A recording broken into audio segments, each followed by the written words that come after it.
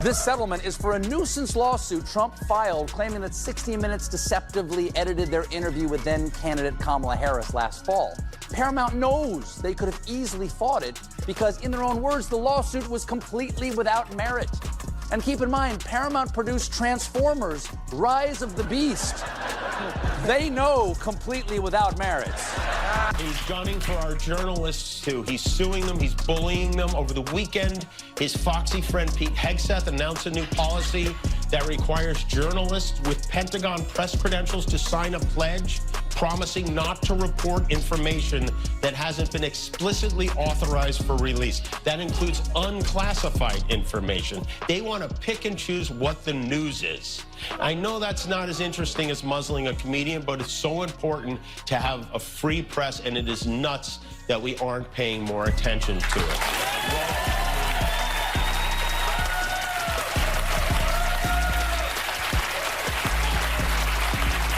Walter Cronkite must be spinning in his grave right now.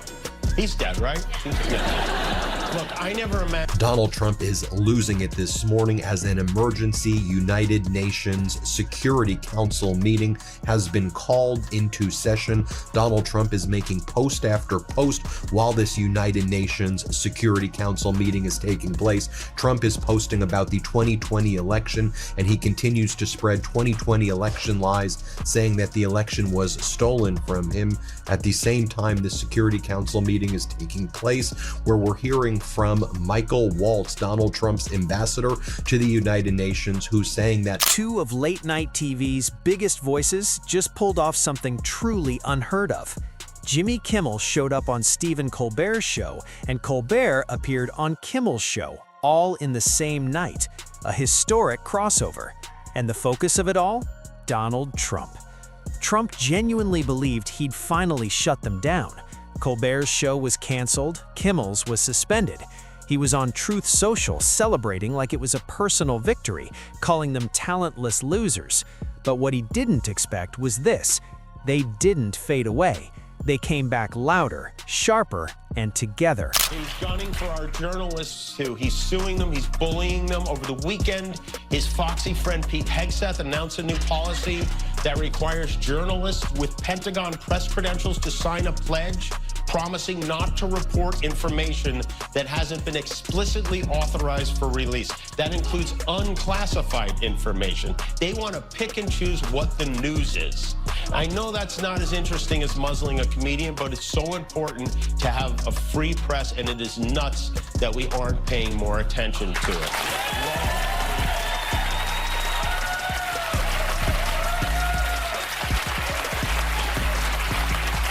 Walter Cronkite must be spinning in his grave right now. He's dead, right? He's dead. Look, I never imagined. The Western Hemisphere should be controlled by the United States, and the reason that we invaded Venezuela was to take their resources, and we are going to assert this same type of right across the Western Hemisphere. There's no mention of the UN Charter. There's no mention of sovereignty. This is just utter imperialistic, raw. You hear it for yourself. Listen to what Michael Waltz has to say. Here, play this clip. As Secretary Rubio stated just yesterday, instead of staying silent, they turned being targeted by a sitting president into must-watch television. Here's how it unfolded.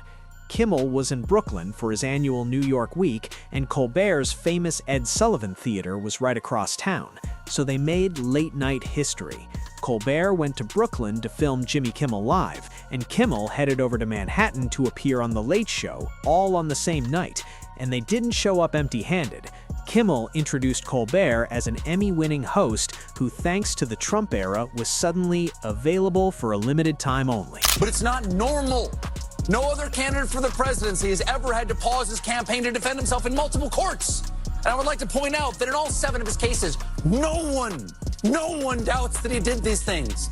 We're just sitting around patiently waiting to find out if the wheels of justice will grind fast enough for there to be any consequences. And the media is covering it like it's any other political story, like it's all horse. He's gunning for our journalists, too. He's suing them. He's bullying them. Over the weekend, his foxy friend Pete Hegseth announced a new policy that requires journalists with Pentagon press credentials to sign a pledge promising not to report information that hasn't been explicitly authorized for release. That includes unclassified information. They want to pick and choose what the news is.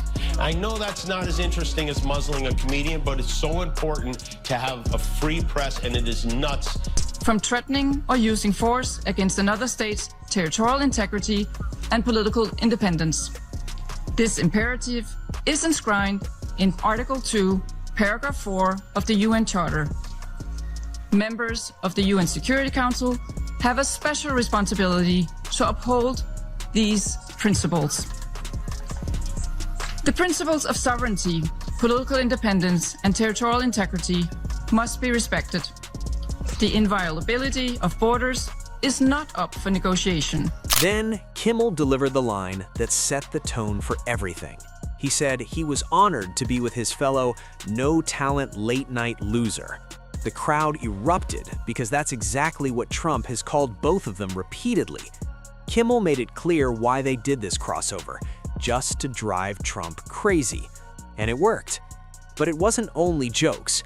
Kimmel opened up about the moment ABC suddenly pulled his show off the air, and what he described was even worse than people realized. It was just hours before taping when the call came in from ABC. Later in the meeting, we heard from Marco Rubio. Now, if you watch this footage very closely, eagle-eyed viewers might notice that Trump is dozing off. This war is going on, and the president is trying to end it, not because, listen, we got a million things to focus on in the world as a country, but he's the only leader in the world that can help end it. Okay. Let's be fair. Maybe he's so old that he fell asleep in an afternoon meeting, or maybe he just closed his eyes to better concentrate on filling his adult diaper. Then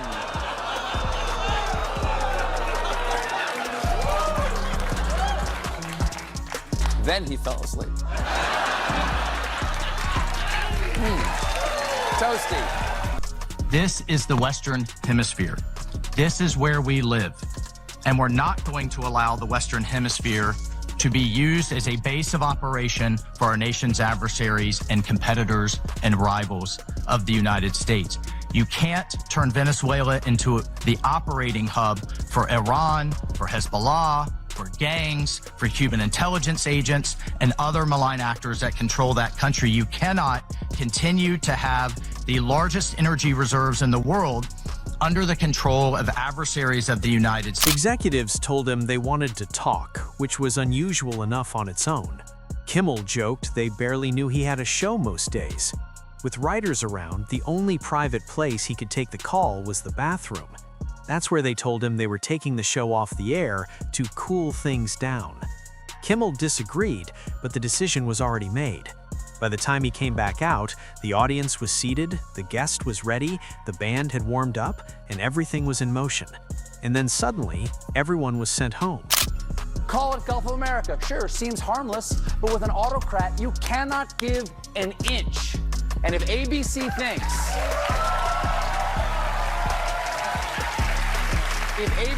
thinks that this is going to satisfy the regime, they are woefully naive. And clearly, they've never read the children's book, If You Give a Mouse a Kimmel. and to Jimmy, just let me say, I stand with you and your staff 100%. And also, you couldn't let me enjoy this for like 1 week. Just come on. I mean, if you could sleep through that voice, you are tired. You are fatigued.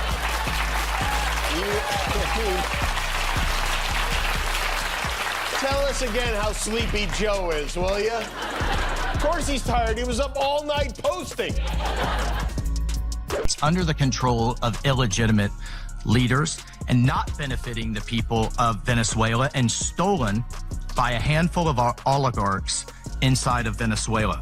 But it does. Then the ambassador to the United Nations from the United States, Michael Waltz, said there was actually no war against Venezuela. He said it was just a law enforcement operation. Why is everybody calling this a war? Here, play this clip. Colleagues, the United States successfully carried out a surgical law enforcement operation facilitated by the... Kimmel admitted that in that moment, he truly thought it was over, like he'd never return. Colbert then asked what everyone was thinking. Did he ever imagine a US president would celebrate his unemployment? Kimmel didn't hold back. He said he never imagined America would have a leader like this, someone who could take pleasure in people losing their jobs. To him, it was the complete opposite of what a president is supposed to be. An artist, he paints his whole face orange every day. No one's saying Trump is an artist. This isn't exactly a Norman Rockwell. No one is hanging this in a museum. Their other proof he didn't do it is the signature. They say it doesn't look like his signature. It sure does to me. Especially when you compare it to other Trump signatures from that era. They're almost exactly the same. They all end with a long D, which I can only assume is Trump overcompensating for a small D. Military against 2 indicted fugitives of American justice, narco-terrorist Nicolas Maduro and Celia Flores. Colleagues, Nicolas Maduro is responsible for attacks on the people of the United States, for destabilizing the Western Hemisphere, and illegitimately repressing the people of Venezuela. As Secretary Rubio has said, there is no war against Venezuela or its people. And if you're already supporting this channel, thank you, because moments like this matter. Independent voices survive because of people who refuse to let them be silenced. It costs less than a coffee, but it keeps journalism alive when powerful people try to crush criticism. And back to the fallout, because Colbert had his own story. CBS called him and told him the Late Show was ending after a decade, even after all the awards and the impact it had become known for. On Tuesday's Jimmy Kimmel Live, the 58-year-old joked that Trump, quote, pushed back bigly on the New York Times' report last week, which headlined on his signs of fatigue. Once again, Trump brought up the cognitive test. He claims he aced. He bragged about getting all A's on his physical, and he pushed back bigly against a report in the New York Times that said he's been cutting back his schedule because he's showing signs of fatigue, which is ridiculous. I mean, does this look like a man who is showing signs of fatigue? We are not occupying a country. This was a law enforcement operation in furtherance of lawful indictments that have existed for decades. The United States arrested a narco trafficker who is now going to stand trial in the United States in accordance with the rule of law for the crimes he's committed against our people for 15 years. A similar action was taken in 1989 against Manuel Noriega. Colbert described having to face his staff with nothing prepared. No script, no teleprompter. He was so nervous he kept stumbling over the words. His team even tried encouraging him, telling him, "Come on, Stephen, you can do it." But once he finally said the sentence that confirmed the show was ending, nobody laughed. Because it wasn't funny. It was heartbreaking, and the timing was hard to ignore. The cancellation came just days after Colbert criticized Paramount, CBS's parent company, for settling with Trump for $16 million while waiting for FCC approval on their merger deal. Today's Jimmy Kimmel Live, the 58-year-old joked that Trump, quote, pushed back bigly on the New York Times' report last week, which headlined on his signs of fatigue.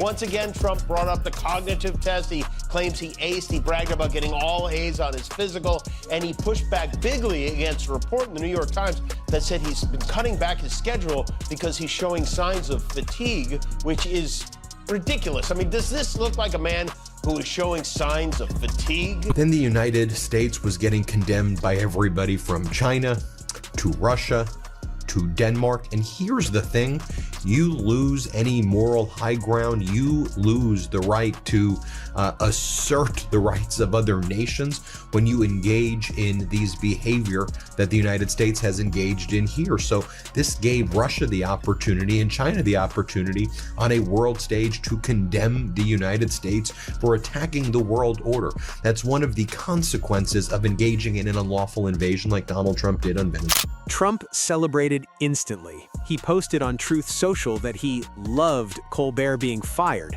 mocking his talent and ratings, and even saying Kimmel was next. But Colbert's response stunned everyone. He went back on air, stared straight into the camera, and told the president to go F himself. CBS bleeped it, but the message was loud and clear. And now, here they were, sitting across from each other on national television, both targeted, both still standing, both refusing to shut up. Seth Meyers even showed up as a surprise guest that night, making it a full late-night alliance. Folks, I consider myself a deep spiritual thinker. I frequently ponder the age-old questions like, why do bad things happen to good people? And why do good things ever happen to Donald Trump? Yesterday, the Trump Media and Technology Group, or HPV. Normally in a situation like this, you would see allies of the United States speaking up. Not here.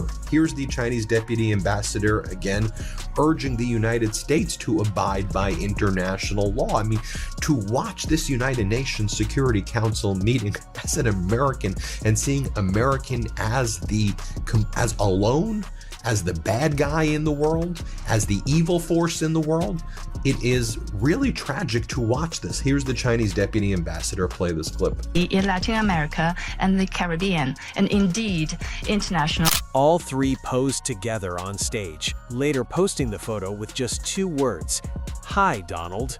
Fans immediately called them the comedy Avengers, late night's last line of defense. And here's what Trump never seems to understand. Every time he attacks them, he makes them bigger. Kimmel's comeback episode after suspension became the most watched in the show's history, pulling in over 15 million YouTube views alone.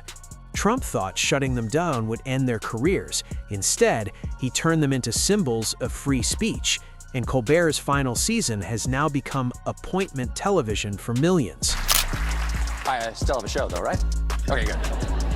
Yesterday, after threats from Trump's FCC chair, ABC yanked Kimmel off the air indefinitely.